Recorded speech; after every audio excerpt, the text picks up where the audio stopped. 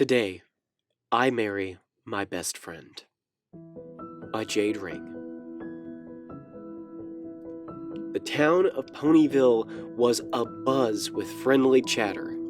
Friends that had just seen each other on the street just days prior laughed and talked about mundane things like they had been apart for weeks. The hall itself was decked out in every decoration imaginable. Large banners bearing the cutie marks of the ponies that every pony had come to see hung from the balconies.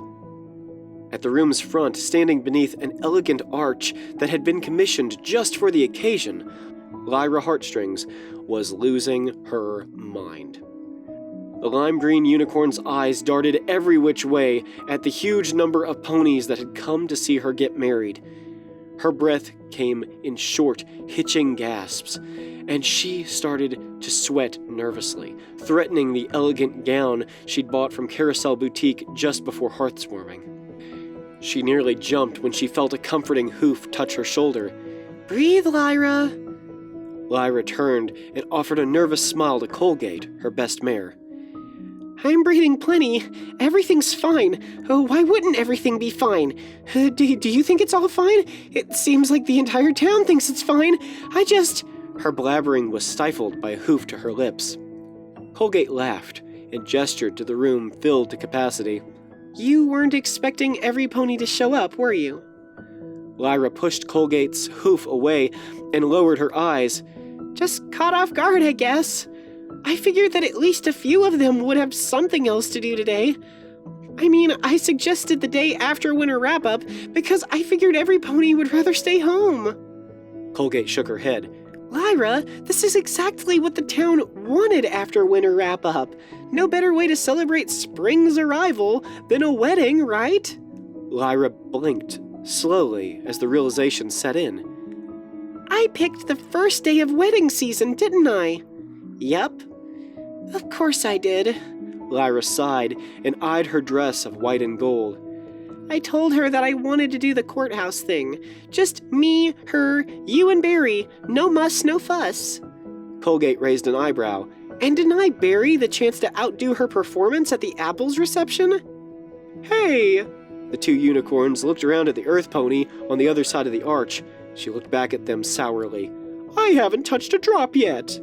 "Yet" being the key word. Barry Punch sniffled. "Well, if you're going to be like that." She carefully reached under her dress and retrieved a flask. "Barry," Colgate whispered in a warning tone, "you promised." Barry Punch considered, pouted, and returned the flask to its home. "Fine, but we're doing shots later." Colgate shook her head and returned her attention to Lyra, who, thankfully, seemed to be calming down. "You ready?" Lyra nodded slowly. "As I'll ever be." Colgate offered a final smile of comfort, then turned to signal to the band. "There's still time to push this off another month, you know. Or 2, or 3, 6 wouldn't be terrible." Colgate resisted the urge to smack her friend. "Lyra, can I be frank with you?" "Sure." "You remember that guild I told you that I was part of? The one vital to Equestria's survival?" Lyra nodded again. "Do you have any idea how many strings I had to pull to be here today? How many favors I had to call in? How many new favors I owe?" Lyra shook her head. "Of course you don't, but I did whatever I had to do to make sure I was right here next to you, and I did it for one reason and one reason alone. The same reason Barry's not 2 barrels deep already. The same reason the apples are all here despite all the planting they did yesterday.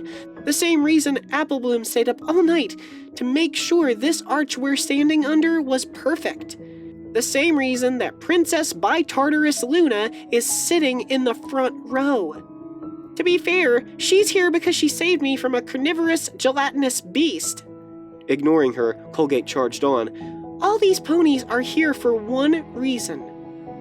We have waited 5 long years for you and Bonnie to do what you were always destined to do." She raised a hoof towards the band. "Now, do you intend to make us wait much longer?" Lyra took a final deep breath, then shook her head. "No." She wiped a hoof across her face as though shedding her own self-doubt.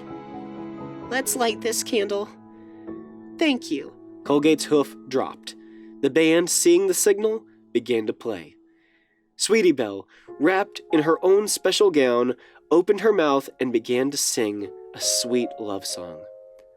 All of the heads of the ponies in attendance turned towards the hall's front door. The door swung open, and Lyra's dream entered. She was clad in a deeply purple gown with golden highlights that matched Lyra's own. Specially crafted earrings shined in the sunlight that streamed through the hall's high windows. Her makeup was light, barely noticeable, and her mane was immaculate, not a hair out of place. Her smile was radiant. Her eyes were focused on her beloved, and her beloved alone. When they'd been planning things out, they'd butted heads on how entrances would be handled. Lyra had wanted them to walk down the aisle together as equals. Bonbon had refused. I want to see the look on your face when I walk through those doors, she said. Lyra hoped her look of stunned amazement met her bride's expectations. As the band played and Sweetie Belle sang, the Earth Pony mare made her way down the aisle, lined with her fellow town ponies on either side. They were all beaming at her. Some of them whispered about how lovely she looked. She didn't see or hear any of them. She made her way up those steps and joined her fiancé beneath the arch.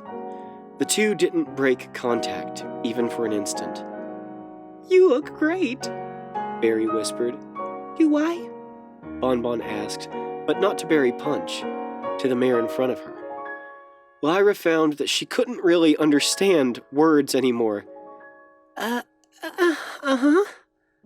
Him. All eyes focused on Mayor Mare as she straightened her posture and looked out towards the crowd. The band played their last, and Sweetie Belle's enchanted voice faded. Dearly beloved, we are gathered here today to bear witness to and celebrate the union of Lyra Heartstrings and Bonbon, The mayor cast an embarrassed look at Bonbon. I'm sorry, I don't think I've ever actually asked you what your last name is. It doesn't matter anymore. It's Heartstrings now. The collective "Aww" from the witnesses and the exaggerated eye roll from Barry finally broke Lyra's paralysis. She broke into a wide grin and nodded at Mayor Mare, who continued. Few among us can remember a time when Bonbon and Lyra weren't together. Most of us natural-born Ponyvillians remember going to school with Bonbon and how adorable she looked in those glasses. Amidst the titters and giggles, a mortified Bonbon looked away from a giggling Lyra. Even fewer of us will ever forget the first day Lyra arrived in town, with naught but the lyre on her back and just enough bits to rent the smallest apartment in town, babbling to any pony who would listen about, what was it, Lyra? Homo sapiens? Now it was Lyra's turn to blush, while light laughter again filled the hall. But from the beginnings that would be embarrassing to some, can come futures undreamed of. And that is indeed true here, where these two are finally getting married. It's about time! The voice of Mr. Cake rang out from the back, bringing another round of laughter and cheers. After the noise had died down, Mayor Mare gestured at the pair, flush with equal parts love and embarrassment. Before we proceed with the usual rites that bond unicorns and earth ponies, Lyra and Bonbon have elected to read their own vows. You first, Lyra whispered. Bonbon reached behind her ear and pulled out a hidden scroll. She unrolled it, cleared her throat, and began to speak. A few short years ago, I finally worked up the nerve to try magical eye correction surgery. It took me weeks to save up the bits for the operation, and the day it finally took place, I was, as you can imagine, incredibly nervous. The surgery went off without a hitch, but there was a definite hitch with what came next. As any pony who's had eye surgery can tell you, Your eyes are covered by bandages while your retinas heal. You're supposed to have some pony to help you get home. The problem was that the pony I'd chosen for this very important task had forgotten all about it, thanks to a little help from her friend, a cask of hard apple cider.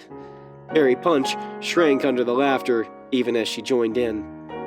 I decided that I could make it by myself, but I'd barely gone a few feet before I bumped into another pony. As I babbled apologies and explanations, she just laughed. Bonbon paused and wiped a stray tear.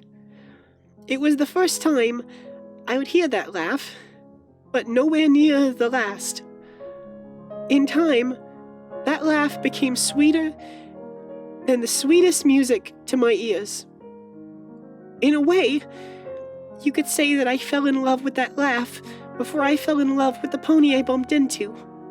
She sniffled and read on. She walked me home and kept me company. She talked about things I didn't understand, and I talked to her about things she couldn't possibly have cared about.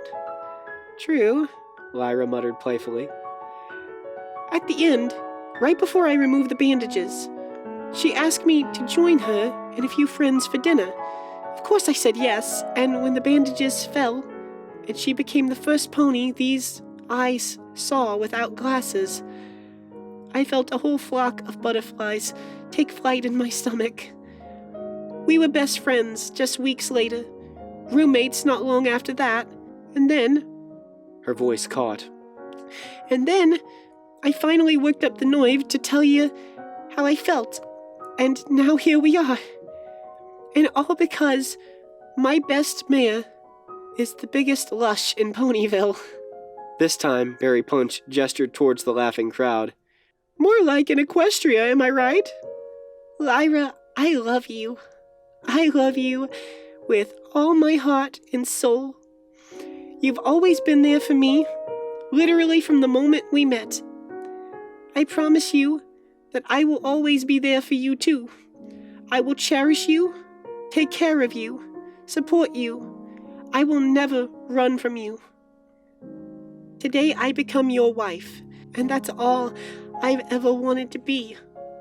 The crowd clapped and whistled as Bonbon wiped the tears from her eyes and tossed the scroll back into her best mare's waiting hoofs. All eyes focused on Lyra. I, didn't write mine down, she chuckled nervously. I figured I'd just speak from the heart, if that's okay. It's your wedding. It is, isn't it? But it's not just mine. She reached for Bonbon's hoof. It's ours. Bonbon clasped her hoof tightly and tried to resist the urge to start crying again. Bonnie, it's all led us here, hasn't it? All the laughs, all the tears, it all brought us here, to this very moment. I mean, has it really been over 5 years? It doesn't feel like that long at all. Looking at you now, I feel the same about you that I did back then. Nothing's changed, Bonbon. She shook her head. I should have written something. I should have known. You were right about that. You're always right. You're always there for me, to keep me grounded. You were right that there was always something special between us, even when we were just friends. You were right when you said we should get married. As of today, I throw in the towel. I accept that you're always going to be right. And that's okay. She squeezed her foreleg and felt a comforting squeeze in return. As of today, I don't need to be right anymore. I don't need to be lonely, or mournful, or feel the pain of regret. Because, Bonbon, today... Lyra's own throat seized up. Bonbon, tears flowing down her own cheeks, stroked a hoof across her face in reassurance. Today? Lyra finally swallowed and smiled. Today, I marry my best friend. And it's the greatest day of my life. She reached out a hoof and wiped the tears from the face of the mare she loved. I promise to be there for you always, to provide for you, support you, and shield you from harm. You are my one and only, and you will be until the day I die. Several sniffles could be heard amidst the newest round of applause. Colgate peered up at the ceiling, trying to force the gathering tears back inside her. Now I trust there are no objections to this union? Mayor Mare scanned the room. Silence. Very well then. Bonbon, will you place the ring on Lyra and speak the words? Bonbon took the golden ring in her mouth from Berry Punch's offered pillow. When Lyra dutifully bent her neck, she carefully placed the ring on the tip of her love's horn and watched as it slid to the base. This ring symbolizes my love for you, never-ending, cyclical, and shining for all time. Mayor Mare nodded and turned to Lyra. Will you cast the spell and speak the words? After Bonbon had dutifully lowered her head as well, Lyra lit her horn with magic and carefully traced a stylized heart on Bonbon's forehead. My magic marks you as the possessor of my heart, for always and forever. It belongs to you now until the end of time. As the magic faded, the two mayors looked expectantly, almost excitedly, at the mayor. Then by the power vested in me, by the township of Ponyville, I name you mayor and wife. She winked. You may kiss your bride. About time. Lyra lunged playfully, but found her lips already claimed by her new wife. The crowd exploded as the two mayors shared their first kiss as a wedded pair. With a signal from the mayor, the bells in the hall's tower were rung, announcing the new union to all within earshot. Mac and Fluttershy, her belly already swelling with her first foal, clapped and shared a look as they remembered their own wedding day not that long ago. Spike and Rarity sat just close enough together to avoid any gossip about their still secret relationship. They both applauded with the crowd, but Spike's tail remained wrapped securely around his pony love. Colgate's eyes found a familiar face as they scanned the upper levels of the hall. Time Turner. He stared longingly at Derpy and Dinky Hoofs, caught Colgate's expression, grinned sheepishly, and faded back into the crowd. Rainbow Dash finally stopped clapping and turned to find a strange expression on her own beloved's face. Hey, She prodded a hoof into Applejack's side. don't be getting any bright ideas. We, just started dating. Applejack rolled her eyes and hugged the Pegasus close. Cupcake and Carrot Cake, guarding the wedding cake for their lives, smiled at each other. I think we can relax, Gumdrop. Carrot sighed with relief. Finally, let's find Pinky. She and Caramel can help us move this to the reception tent. Cupcake scanned the crowd. Where is that mare? I haven't seen her since last night. Carrot's thought trailed off as he tried to figure out why the top layer of the cake was suddenly moving. The cakes jumped back in surprise as the top layers of the cake exploded, and Pinkie Pie and Caramel fell onto the floor, coated in frosting. Thanks, Celestia! Caramel gasped at the fresh air like a fish pulled from water. I thought we'd never eat our way out of there. We would have made it out 2 hours ago if you'd have listened to me and taken the right at the marzipan. Pinkie Pie rolled onto her back, panting with exhaustion, her stomach full. She withered under the looks of the cakes. Did we miss the wedding? How the blazes did you two get in there? Cupcake roared, as Carrot Cake tried not to weep at what remained of the cake. I was making the cake last night when Caramel showed up. It's been a while since we've seen each other, you know. Pinkie Pie blushed and looked away. We must have rolled into the batter and then... As Cupcake continued interrogating Pinkie and Caramel as to how they survived the baking into the cake, and Carrot Cake rushed to the bakery for the emergency backup cake, as mare friends laughed and protectors of the time stream bickered, as dragons romanced unicorns and parents expected their first, Lyra and Bon Bon noticed none of it. Their kiss finally ended, and they stared deeply into each other's eyes. I love you. Bonbon whispered.